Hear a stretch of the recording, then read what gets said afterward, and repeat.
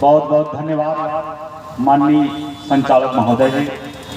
सबसे पहले यहाँ पर उपस्थित पूर्वांचल के प्रभारी और गोरखपुर मंडल के प्रभारी महोदय जी लोगों का और दूर दराज से आए हुए यहाँ पे इस कार्यक्रम को सफल बनाने में अपना योगदान दे रहे हैं, उन सभी का सम्राट अशोक क्लब ग्राम सभा बैदौली और साथ में करमैया के तरफ से मैं सम्राट अशोक क्लब के सदस्य प्रमोद कुमार आप सभी का नमन करता हूं एवं स्वागत करता हूं। संविधान पहले आते हैं हम कि संविधान पे बहुत चर्चा हुई, कुछ बातें हुई, पूरी उल्लेख नहीं की जा सकती। क्लासों में करते हैं तो गुरुजन लोग पूरी संविधान की व्याख्या बहुत दिनों में करते हैं और बहुत ही सटीक तरीके से समझा बुझा के करते हैं। पूरी संविधान का सार एक उद्देशिका में निहित है। पूरी संविधान का सार जो है वह उद्देशिका में निहित है। और सबसे पहले हम ये पूछें आपसे कि संविधान है क्या? संविधान आप खरीदे, संविधान में घर में रखें, सबको पढ़वाएं, बच्चे सब लोग पढ़ें जाने, तो संविधान है क्या? क्यों हम पढ़ें भाई? क्या जरूरत है हमें पढ़ने की संविधान? हम तो जान ही नहीं रहे हैं संविधान के बारे में, हम बच्चों को क्यों पढ़ाएं? क्या मतलब है? संविधान है क्या? आपने तमाम व्याख्या सुना, शब्द सुने, संविधान है क्या? तो संविधान कानूनों व नियमों का लिखा गया एक संग्रहित पुस्तक है जो राज्य का जीवन मार्ग होता है, जिसके तहत राज्य अथवा देश को चलाया जाता है। शब्द आ गई देश को चलाने की बात। उस संविधान के तहत देश चलाया जाता है, तो देश चलाने की बात आ गई। अगर हम पूछें देश चलता कैसे है, थोड़ा मेरी बातें किसी को बुरा लग सकती है तो कृपया माफ करेंगे, हम संविधान से हटेंगे नहीं, संविधान की ही बात करेंगे। बशर्ते कुछ ऐसी बातें होती हैं कि जो बात सीधी न कह के भावात्मक में समझा जाता है। तो देश चलता कैसे है? देवी से, देवताओं से, महापुरुषों से, या बड़े बड़े लोगों से, या कुछ समुदाय से, या कुछ विशेष वर्ग से नहीं। संविधान, देश अगर चलता है तो संविधान से चलता है, किसी देवी और देवता के नाम से नहीं चलता है, पूजा पाठ करने से नहीं चलता है। अगर देश चलता है, माताएं बहनें यहाँ पर बैठी हुई हैं, थोड़ा ध्यान दीजिएगा मेरे बातों को, ये संविधान की बात चल रही है और हम एक बात कर रहे हैं कि देश कैसे चलता है। तो देवी देवताओं से, महापुरुषों से, विशेष वर्ग से, एक समुदाय से देश नहीं चलता। देश चलता है संविधान से। संविधान के उद्देशिका में एक शब्द जोड़ा गया है, पंथ निरपेक्ष। अब ये पंथ निरपेक्ष है क्या? जो 42वें संविधान संशोधन के तहत 1976 में जोड़ा गया। हमारा देश का संविधान तो बन के 26 नवंबर सन 1949 को ही फिट था, तैयार था, लगना 26 जनवरी 1950 को लागू होना था, हुआ भी। लेकिन यह शब्द की जरूरत क्यों पड़ी कि उसका संविधान में समावेश 1976 में किया गया, उस शब्द का, पंथ निरपेक्ष का। संविधान में कई प्रकार के आपके अधिकार प्राप्त हैं। आप क्या क्या कर सकते हैं, क्या करने का अधिकार है, आप अपने बच्चों के लिए भी क्या करा सकते हैं। एक छोटी सी बात हम कहते हैं कि हम पूरे भारत भ्रमण कर सकते थे, लेकिन पूरे भारत के कोने कोने में बस नहीं सकते थे। एक समय था जो देश के किसी भी कोने में बस सकते थे, लेकिन जम्मू कश्मीर में हम नहीं बस सकते थे। लेकिन आज के टाइम में वहां भी हम जमीन खरीद सकते हैं, बन सकते हैं। ये हमारी और आपकी देन नहीं है, इस संविधान की देन है। ये संविधान के तहत हुआ। अब संविधान में वर्णित है पंथ निरपेक्ष शब्द, अर्थात इस शब्द का अर्थ है कि भारत का कोई धर्म नहीं है, भारत सभी धर्मों के प्रति तटस्थ रहेगा। इसका मतलब क्या है? सभी धर्मों के प्रति तटस्थ रहेगा, अर्थात परिवार में अगर एक बाप होता है, उसके 4 बेटे होते हैं, 4 बेटों में जो जैसे करे करे, अगर कोई एक बेटा बाप के संपर्क में या उनके दिमाग के अनुसार चलता है तो परिवार तरक्की करता है। लेकिन अगर वही मनमानी चारों करते हैं तो बाप क्या करे? उसी प्रकार यह है, बाप कहता है जाओ तुम जो मन करे वो करो, हमसे उससे क्या मतलब है, हमको उससे तुमसे क्या मतलब, तुम जो मन करे वो करो। हमारा एक ऐसा समय आएगा जो जमीन हम तुम लोगों के नाम कर देंगे।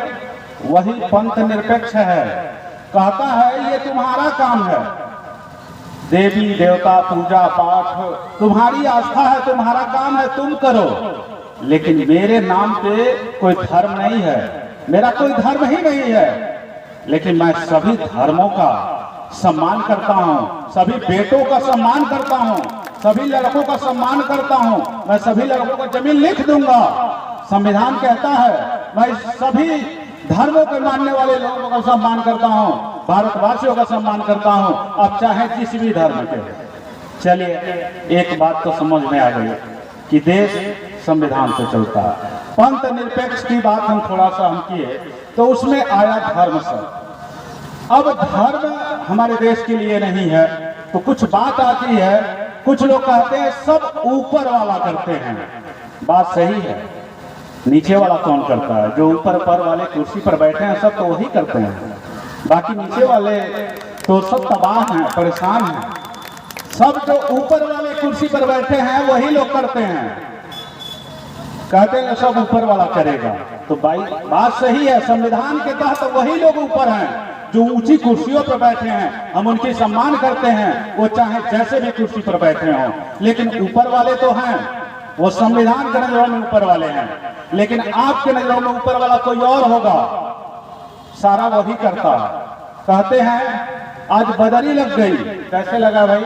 भूगोल पढ़े हैं, कभी समझे हैं? स्पष्ट लिखा है, उत्तरायण दक्षिणायन विषुवत रेखा, इसमें सब बताई गई है कि 10 दिसंबर से शीतलहर आ जाती है। उत्तरी भारत के कितने अक्षांश से कितने अक्षांश के बीच में कब से कब तक शीतलहरी शुरू होगी, दक्षिणी भारत में कब होगी, कोई ऐसा भौगोलिक क्षेत्र है वहां पे 6 महीने का दिन 6 महीने का रात होता है। कहिएगा सब ऊपर वाला करता है, वहां तक पहुंच नहीं है ऊपर वाले का, वो करेगा।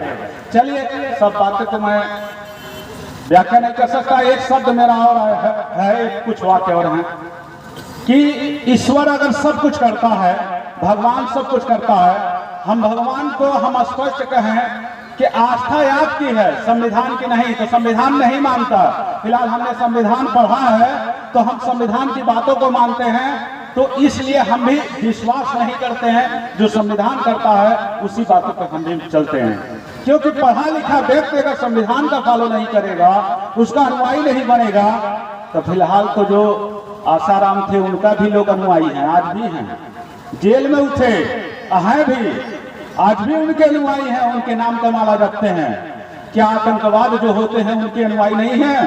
क्या जो लोग अच्छे लोग होते हैं उनके अनुयायी नहीं हैं? सबके सब अनुयायी हैं, सबके फॉलोअर हैं, पीछे भागने दौड़ने वाले सबके हैं। लेकिन कुछ लोग भेड़ की तरह चलते हैं, एक भेड़ कुएं में गिर गई तो सबके सब गिरते चले जाएंगे।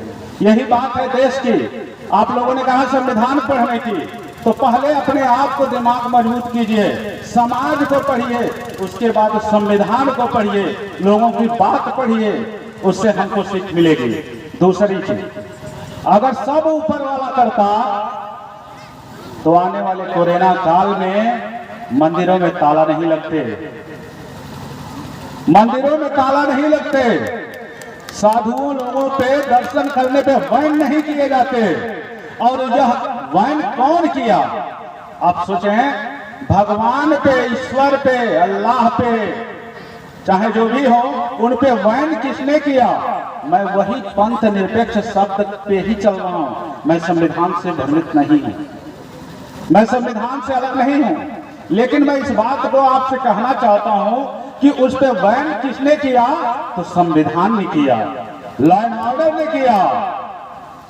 हमारे देश के जो भी राजनेता लोग हैं उनके समझने में हमारी कैबिनेट सरकार ने किया कि भाई कोरोना काल को देखते हुए मंदिरों को बंद किए जाए, दर्शन न करने जाएं।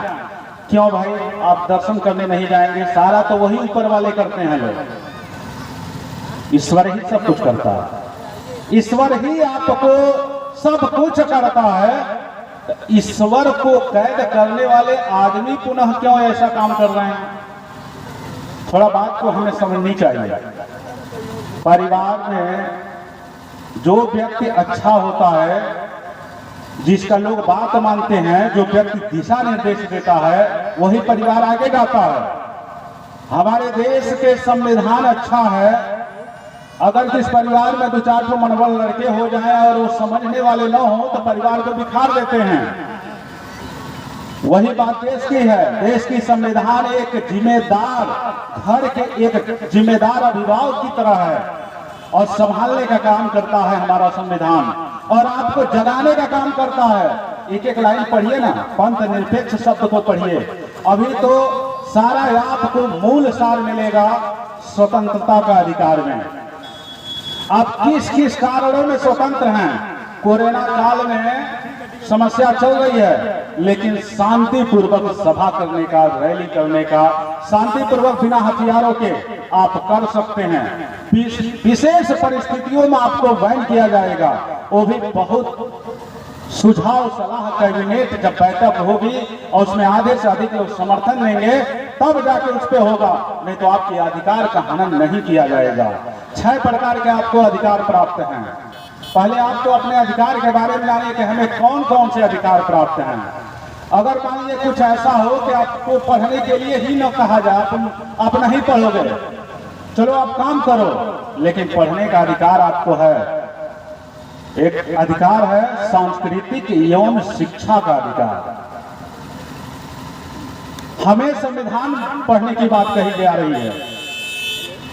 नीति निर्देशक तत्व है, मौलिक कर्तव्य हैं, उनको वास्तविकता रूप से पढ़ेंगे तो आप समझेंगे कि वास्तविकता संविधान है क्या, और वास्तविकता आप सोचेंगे हम कहां भटक रहे हैं। अब छोटी सी बात देखिए, मान लीजिए भगवान राम का मंदिर जो है वो बन रहा था, बनाने वाले कौन थे, उसकी समिति गठित करने वाले कौन थे, उसके बंटवारा करने वाले कौन थे? जब सब भगवान राम करते हैं तो उनको सब तो अपना कर लेना चाहिए, लेकिन नहीं, सब संविधान के तहत, अर्थात व्यक्ति अपना पूरा आशा विश्वास भरोसा आस्था एक भगवान के वास्ते छोड़ता है और भगवान इंसान के भरोसे है, संविधान के भरोसे है। हमारी संविधान की ताकत मिलती कहां से है? पूरी भारत की जनता से। जैसे कि उद्देशिका में पहले शब्द ही बोला गया है कि हम भारत के लोग, तो वहां से पूरे भारत के लोगों से संविधान की शक्ति मिली है और संविधान के तहत देश को चलाया जाता है, न कि किसी ईश्वर और भगवान के तहत देश चलाया जाता है।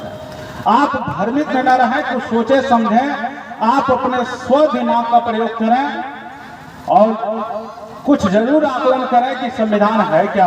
तो हमने कहा कि वह कानूनों व नियमों का लिखित एक पुस्तक है, संग्रहित पुस्तक है, जिसके द्वारा किसी देश अथवा राज्य को चलाया जाता है। तो आप उसको वास्तविक रूप से पढ़ें, समझें, बुझें। अभी तमाम वक्ता हैं, आएंगे, अपनी बात रखेंगे। बस इसी अपनी बात को हम विराम देते हैं और सबको जय भारत।